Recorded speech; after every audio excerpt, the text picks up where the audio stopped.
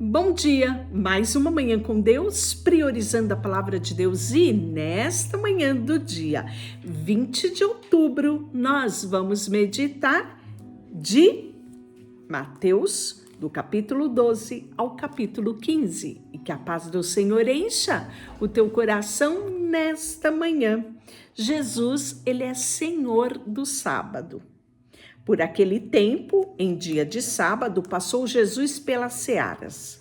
Ora, estando seus discípulos com fome, entraram a colher espigas e a comer.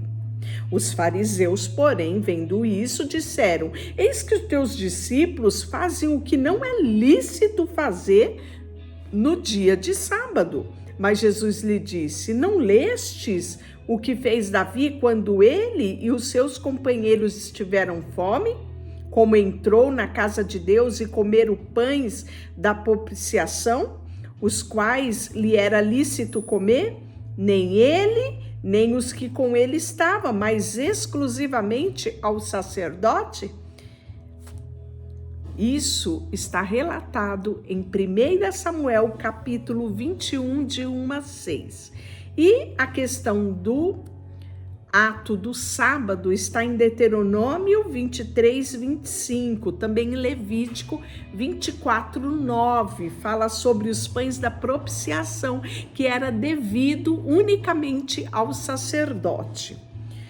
Ou não leste na lei que no sábado os sacerdotes do templo violam o sábado e ficam sem culpa? Pois eu digo: aqui está quem é maior do que o templo. Mas se vós soubesses o que significa misericórdia, que eu quero, e não holocausto, não tereis condenado inocente, porque o Filho do Homem é Senhor do sábado. E aí, tendo Jesus partido dali, entrou na sinagoga deles, achando-se ali um homem que tinha uma das mãos ressequidas. E eles, então, com o intuito de acusá-lo, perguntaram a Jesus: é lícito curar no sábado? Ao que lhe respondeu: qual dentre vós será o homem que, tendo uma ovelha, e num sábado esta cair numa cova, não fará todo o esforço para tirá-la dali? Ora, quanto mais vale um homem que uma ovelha. Logo é lícito no sábado fazer o bem. Então disse ao homem: estende a mão. E este estendeu. E ela ficou sã como a outra. Retirando-se, porém, os fariseus conspiravam contra ele, como poderiam fazer para lhe tirar a vida. Mas Jesus, sabendo disso, afastou-se dali. Muitos o seguiram, e a todos ele curou, advertindo, porém, que não expusesse a publicidade, para se cumprir o que fora dito pelo profeta Isaías: eis aqui o meu servo que escolhi, o meu amado, em quem a minha alma se compraz. Farei repousar sobre ele o meu espírito, e ele anunciará juízo aos gentios. Não contenderá, nem gritará, nem alguém ouvirá nas praças a sua voz. Não esmagará a cana quebrada, nem apagará a torcida que fumega, até que se faça vencer o juízo, e no seu nome esperarão os gentios. Essa profecia está relatada em Isaías, capítulo 42, do versículo 1 ao versículo 4. E aí nós vamos ver a cura de um endemoniado, que ele era cego e mudo, né? E com isso nós vamos ver as blasfêmias dos fariseus, né? Então lhe trouxeram um endemoniado, cego e mudo, e ele o curou, passando o mudo a falar e a ver. E toda a multidão se admirava e dizia: é este porventura o filho de Davi? Mas os fariseus, ouvindo isso, murmuravam: este não expele demônios senão pelo poder de Belzebu, maioral dos demônios. Jesus, porém, conhecendo-lhe o pensamento, disse: todo reino dividido contra si mesmo ficará deserto, e toda cidade ou casa dividida contra si mesma não subsistirá. Se Satanás expele Satanás, dividido está contra si mesmo. Como, pois, subsistirá o seu reino? E se eu expulso demônios por Bezebu, por quem os expulsam os vossos filhos? Por isso, eles mesmos serão os vossos juízes. Se, porém, eu expulso o demônio pelo Espírito de Deus, certamente é chegado o reino de Deus sobre vós, né? O Filho do Homem ser-lhe-á isso perdoado, mas se alguém falar contra o Espírito Santo, não lhe será isso perdoado, nem neste mundo, nem o que há de vir. Então, ele está declarando aqui no versículo 31 que todo pecado de blasfêmia será perdoado aos homens, mas a blasfêmia contra o Espírito Santo não será perdoada. E aí ele vai falar de árvore, árvore que dão os seus frutos. Ou fazei árvore boa e fruto bom, ou árvore má e fruto mau, porque pelo fruto se conhece a árvore. Raça de víbora, como podereis falar de coisas boas sendo vós maus? Porque a boca fala do que o coração está cheio. Digo-vos que toda palavra frívola que proferirem os homens, dela conta no dia do juízo. Porque pelas tuas palavras serás justificado, e pelas tuas palavras serás condenado. Então, alguns escribas e fariseus replicaram: Mestre, queremos ver de sua parte algum sinal. Ele, porém, respondeu: uma geração má, adúltera, pede um sinal, mas nenhum sinal lhe será dado, senão a do profeta Jonas. Porque assim como este esteve, Jonas, 3 dias e 3 noites no ventre do grande peixe, assim o Filho do Homem estará 3 dias e 3 noites no coração da terra. Olha aqui a profecia sobre a morte e a ressurreição de Jesus, né? E aí nós vamos ver que ele vai falar um pouquinho sobre a estratégia de Satanás. Preste bem atenção. Quando um espírito imundo sai do homem, ele anda por lugares áridos, procurando um repouso, porém não encontra. Por isso diz: voltemos para a minha casa, da onde eu saí. E tendo voltado, a encontra vazia, varrida e ornamentada.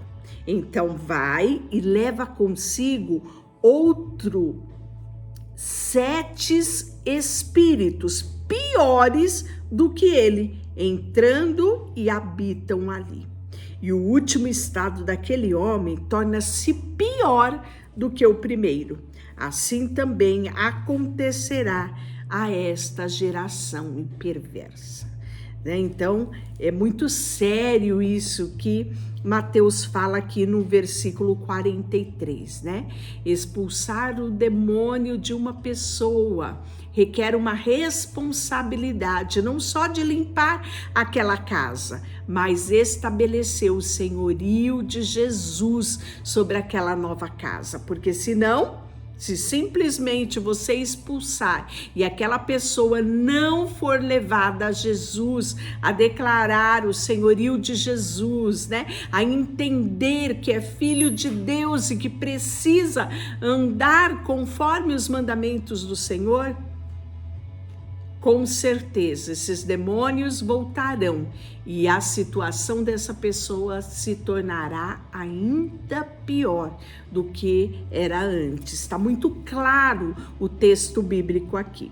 E aí nós temos a ocasião da família de Jesus, porque Jesus ainda falava ao povo, e eis que a sua mãe e os seus irmãos estavam lá do lado de fora, procurando falar-lhe.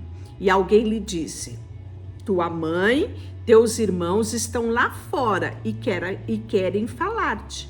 Porém ele respondeu que lhes trouxeram o aviso: quem é a minha mãe e quem são os meus irmãos? E estendendo a mão para os discípulos, disse: eis aqui a minha mãe e os meus irmãos, porque qualquer que fizer a vontade do meu Pai celeste, este é o meu irmão, a minha irmã e a minha mãe.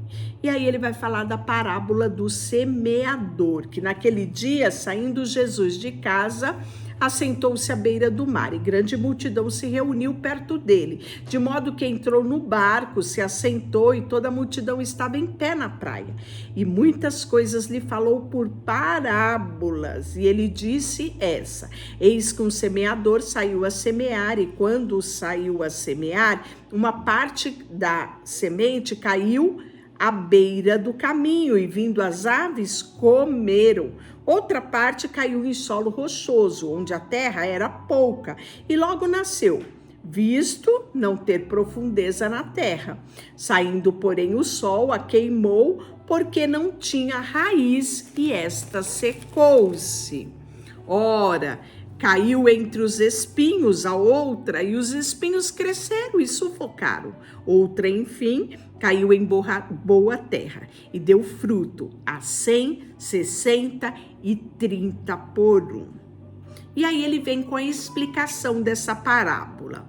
Então, aproximando-se os discípulos, lhe perguntaram: por que falas por parábola? Ao que respondeu: porque a vós outra é dado conhecer os mistérios do reino dos céus, mas aqueles que não lhe é isto conhecido. Porque o que tem, se lhe dará, e terá em abundância, mas o que não tem, até o que tem lhe será tirado. Por isso lhes falo por parábola, porque vendo não vem, ouvindo não ouve, nem entende, de sorte que nele se cumpre a profecia de Isaías. Você percebeu como Mateus cita Isaías? É porque Mateus era judeu e ele escreve para o judeu. Ouvindo com os ouvidos e não de modo algum entendereis, vereis com os olhos e de nenhum modo percebereis, porque o coração deste povo está endurecido, e o mau grado ouviram com os ouvidos fechados e os olhos, para não suceder que venha com os olhos e ouça com os ouvidos e entendam com o coração e se convertam e sejam para mim curadas. Profecia essa que está em Isaías capítulo 6, o 9 ao 10. Bem-aventurado, porém, os vossos olhos, por quem veem, os vossos ouvidos, porque ouvem. Pois, em verdade vos digo, que muitos profetas e justos desejaram ver o que vedes, e não viram, e ouvir o que ouvis, e não ouviram. Atendei, pois, a parábola do semeador. Todo aquele que ouve a palavra do reino e não a compreende, vem o maligno e arrebata o que foi semeado no coração. Este lhe foi semeado à beira do caminho. O que foi semeado em solo rochoso, este é o que ouve a palavra, recebe algo com alegria, mas não tem raiz em si mesmo, sendo antes de pouca duração, em que, chegando as angústias, perseguições por causa da palavra, logo este se escandaliza.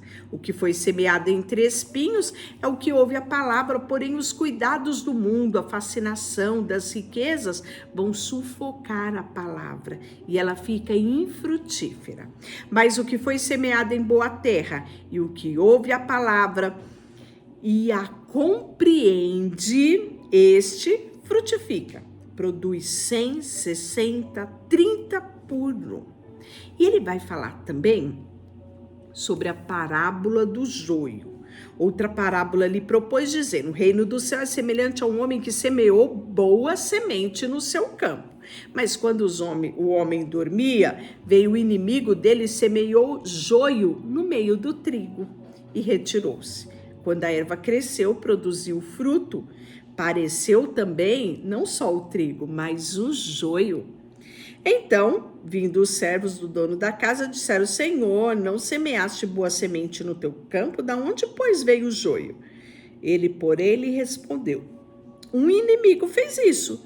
Mas os servos lhe perguntaram: querem que arranquemos o joio? Não, replicou ele, para que ao separar o joio não arranque também o trigo.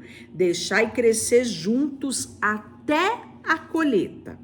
E no tempo da colheita direi aos ceifeiros: ajuntai primeiro o joio, atai-o em feixes para ser queimado, mas o trigo recolhei no meu celeiro. Olha que interessante, não é? Ele vai falar também do parábola do grão de mostarda aqui, dizendo que o reino dos céus é semelhante ao grão de mostarda que um homem tomou e plantou no seu campo, qual na verdade é a menor de todas as sementes. Ela é bem pequenininha e crescida é maior das hortaliças, se faz uma árvore de modo que as aves do céu vêm se aninhar nos seus ramos. Fala da parábola do fermento também, que o fermento, né? O reino dos céus é semelhante ao fermento que uma mulher tomou, escondeu em 3 medidas de farinha até ficar tudo levedado. E aí, em todas as coisas, disse Jesus às multidões por parábola, e sem parábolas lá nada lhe dizia, para que se cumprisse o que fora dito por intermédio do profeta: abrirei em parábolas a boca e publicarei coisas ocultas desde a criação do mundo. Isso está declarado em Salmos 78, 2, né? A explicação da parábola do joio, ele também traz aqui, né? O que semeia a boa semente é o filho do homem, o campo é o mundo, a boa semente são os filhos do reino, os joios são os filhos do maligno, o inimigo semeou, é o diabo, a ceifa é a consumação dos séculos, os ceifeiros são os anjos. Pois, assim como o joio é colhido e lançado no fogo, assim será a consumação dos séculos. Que interessante essa parábola do joio, né? Ele vai falar também que o reino dos céus, ela é semelhante a um tesouro oculto no campo, o qual o homem, tendo achado, escondeu, e transbordante de alegria vai e vende tudo para comprar aquele campo onde estava o tesouro, né? A parábola do céu diz que o reino também é a parábola da pérola. O reino também é semelhante a um que negocia e procura boas pérolas, e tendo achado uma pérola de grande valor, vende tudo que possuía e a compra, né? Então ele vai falar também sobre a parábola da rede, e aí ele fala, né, que quando já cheia, os pescadores arrastam ela para a praia, a rede, assentando, escolhe os bons para os cestos e os ruins ele deita fora, e assim será na consumação dos séculos. Isso mesmo. Os anjos sairão e separarão entre os bons e os maus lançarão na fornalha acesa, e ali haverá choro e ranger de dente, né? E aí ele fala também sobre as coisas novas, as coisas velhas. Nós já falamos um pouquinho dos odres novos, do vinho novo, né? O odre velho. E aí nós vamos ver no capítulo 14 aqui a morte de João Batista, né? Por aquele tempo ouviu-se o tetrarca Herodes a fama de Jesus, e disse aos que o servia: este é João Batista, ele ressuscitou dos mortos, e por isso nele operam forças miraculosas, né? Então Herodes achava que Jesus, né, era a ressurreição de João Batista, porque ele tinha conhecido João Batista, porque Herodes havia prendido e atado João e o metera no cárcere, por ocasião de Herodias, mulher de Filipe, seu irmão, né? Porque João Batista foi profetizar contra Herodes, e esse não gostou muito, né? Nós vamos ver que ele vai ser morto por esta ocasião, né? O dia natalício de Herodes, né? Ele estava fazendo aniversário, e aí nós vamos ver que a filha de Herodias dança, né? E isso agrada Herodes, e ele disse que ela podia pedir um presente. Influenciada pela mãe, ela pede a cabeça de João Batista. Isso vai entristecer tremendamente o rei, né? Mas ele tinha jurado e ele tinha que cumprir, né? E aí João vai ser decapitado no cárcere.